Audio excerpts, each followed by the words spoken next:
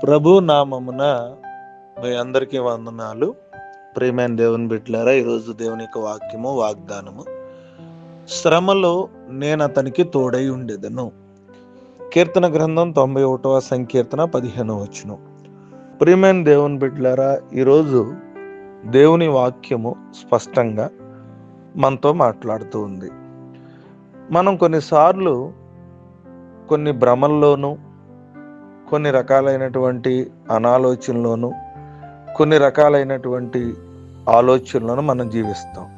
శ్రమలో ఎవరైనా నాకు తోడుగా ఉండాలని మనం కోరుకుంటూ ఉంటాం.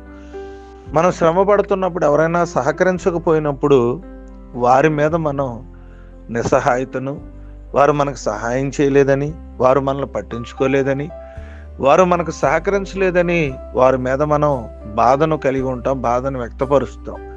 కానీ బైబిల్ మనతో మాట్లాడుతున్నటువంటి భావనను మనం ఖచ్చితంగా గమనించాలి. ప్రియమైన దేవుని బిడ్డలారా, బైబిల్ మనకు తెలియచేస్తున్నటువంటి ఉద్దేశాన్ని మనం జాగ్రత్తగా ఆలకించినప్పుడు, జాగ్రత్తగా అర్థం చేసుకున్నప్పుడు, దేవుడు మనతో మాట్లాడుతున్నప్పుడు శ్రమలో ఎవరు కూడా నీకు తోడుగా ఉండరు అని దేవుని ఒక వాక్యం తెలియజేస్తూ, శ్రమలో నేను మాత్రమే నీకు తోడై ఉంటాను అని వాక్యం సెలవిస్తుంది. కాబట్టి శ్రమలో తోడై ఉండేటువంటి దేవుని మీద ఆధారపడుతూ, శ్రమలో ఆయన మాత్రమే మనకు తోడుగా ఉంటాడని అర్థం చేసుకుని, శ్రమలో ఆయన మాత్రమే మనం ఆశ్రయించగలవారమై ఉండి, మన శ్రమలన్నిటిలో కూడా విడిపించబడి గొప్ప దేవుని ఆశీర్వాదం పొందుకుందాం. ప్రియమైన దేవుని బిడ్డలారా, ఈ కొద్ది మాటలు దేవుడు మన మీకుల్లో ఫలించి ఆశీర్వదించును గాక. ఆమేన్.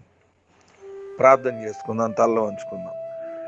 మహాపరిశుద్ధుడా, జీమగల దేవా, మీ నామానికి వందనాలు.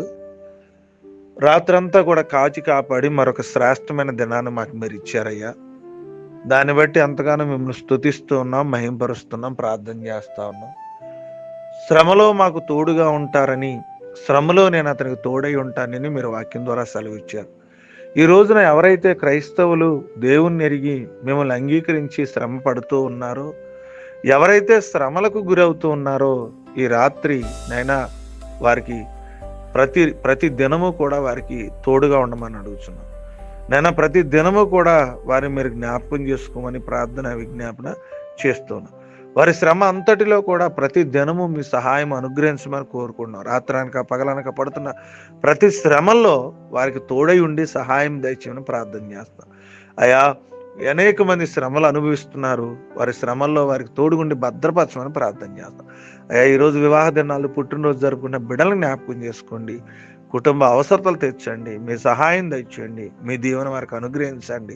ఈ దినమంతా కూడా మా పాదాలకు రాయి తగలకుండా జ్ఞాపకం చేసుకోండి. భయంకరమైన ఎండవేడిలో మీ సహాయం చేయండి.